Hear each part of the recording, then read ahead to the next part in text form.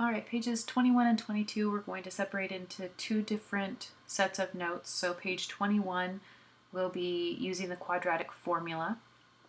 So let's turn to page 21 now. Make sure that you give this page a title of the quadratic formula. And we use the quadratic formula when we have a function that looks like some number times x squared plus some number times bx plus c. And our quadratic formula is, and I will often remember it by singing our song. So the quadratic formula is opposite b plus or minus the square root of b squared minus 4ac all over 2a. And when we are looking back at our original function, we can think about how this function gets used. So the number that's in front of our x squared is the number we're going to plug in wherever we see an a in our function. And the number that's in front of the x term, our linear term, is going to be the value we use for b. So it's going to plug in anywhere we see a b.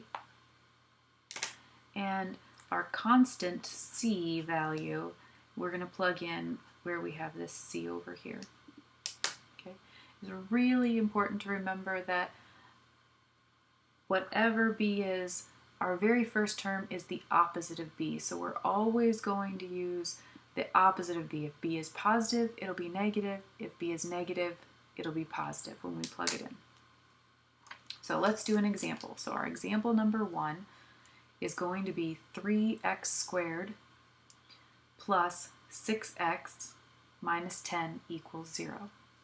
So to use our quadratic formula for this, we first have to decide what are a, b, and c. And in this problem, a is going to be 3, b is 6, and c is negative 10. So whatever sign is in front of those terms, that's the sign that we're going to use when we decide what those values are. So 3 and 6 and negative 10. So now we can just go ahead and plug it into our function. So x equals the opposite of b. Since b was 6, it's going to be a negative 6, plus or minus the square root of b squared, so 6 squared minus 4 times a, which is 3, times c, which is negative 10, and that's all over 2 times a, which is 3. So when you plug this into your calculator, I recommend that the very first thing you plug into your calculator is anything that is underneath the square root. So do that entire square root piece first. And when you type that in to your calculator, you're actually going to get negative 6 plus or minus, that square root simplifies to 2 times the square root of 39, all over 2 times 3. The reason I chose not to multiply that 2 times 3 is because we can actually simplify what's here. There is a 2 as a factor of this negative 6, and we have this 2 as a factor of our 2 times negative 39. So we can actually cancel those out. 6 divided by 2 is 3, and we can simplify this to be negative 3 plus or minus the square root of 39 all over 3. There's no more simplifying we can do. There's nothing else that we can factor out of this. That is our final answer. So that's where you have to stop for this problem. Okay, let's do a second example.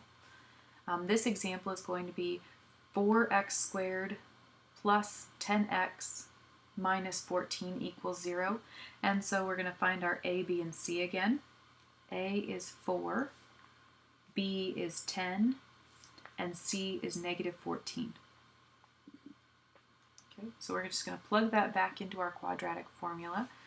So we have the opposite of b, so instead of 10 we're going to use negative 10, plus or minus the square root of 10 squared minus 4 times negative 14. So that was our A and our C, all over 2 times 4.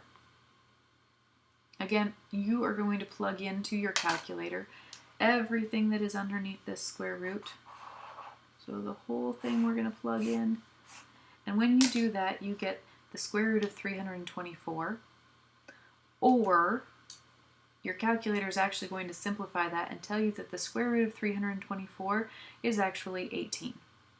So you would need to fill in negative 10 plus or minus 18 all over 2 times 4, or 8. But we can actually break this down. This plus or minus tells us we have two different answers. So we can split this up into two problems. Negative 10 plus 18 divided by 8, or negative 10 minus 18 divided by 8. And when you simplify both of those, the first one gives you an answer of 1, and the second one gives you a fraction answer of 7 over 2. If you choose to turn that into a decimal, that would be fine. That is a decimal of 3.5. It's fine to leave it as the fraction, however. You don't need to change it into a decimal. Once you have found those two answers, you have found your two solutions, and you are done.